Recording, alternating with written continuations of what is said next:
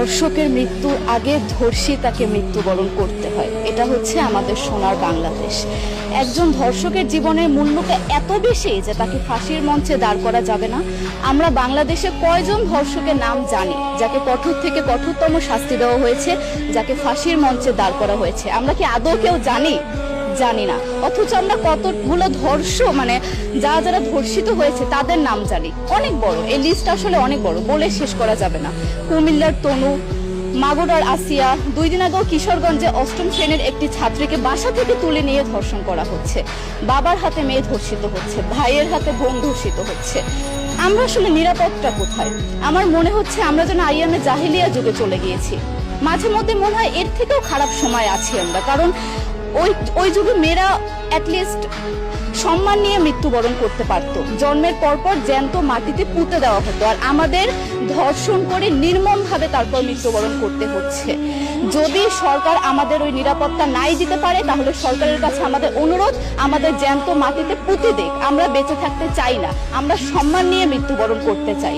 আমরা এই দেশে থাকতে চাই না যে এই দেশে আমাদের কোনো নিরাপত্তা নেই, যে এই দেশে রাস্তা দিয়ে হাঁটলে আমাদের মধ্যে একটা আতঙ্ক কাজ করে, কখন কি না কি হয়ে যায়।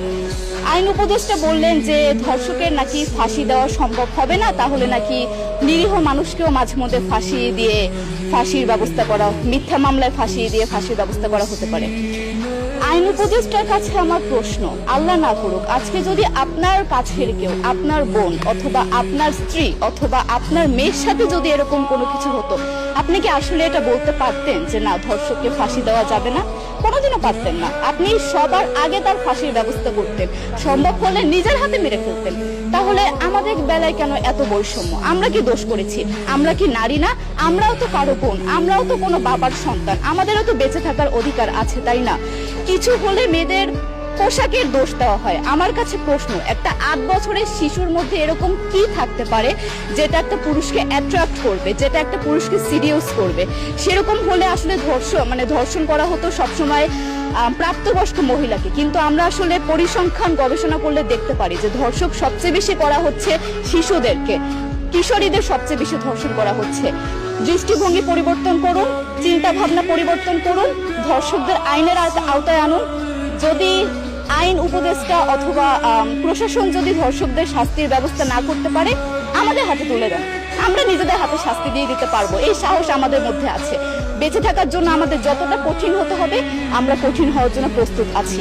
আমরা ফাঁসি চাই, ধর্ষকদের কঠোর থেকে কঠোরতম শাস্তি চাই। যতদিন না পর্যন্ত ফাঁসি দেওয়া হবে, যতদিন না পর্যন্ত ধর্ষকদের শাস্তির ব্যবস্থা করা হবে, আমরা আমাদের আন্দোলন অব্যাহত রাখবো। দরকার হলে আমরা শিক্ষা প্রতিষ্ঠান বন্ধ করে দিব, তবুও আমরা থামবো না। এটাই আমাদের দাবি।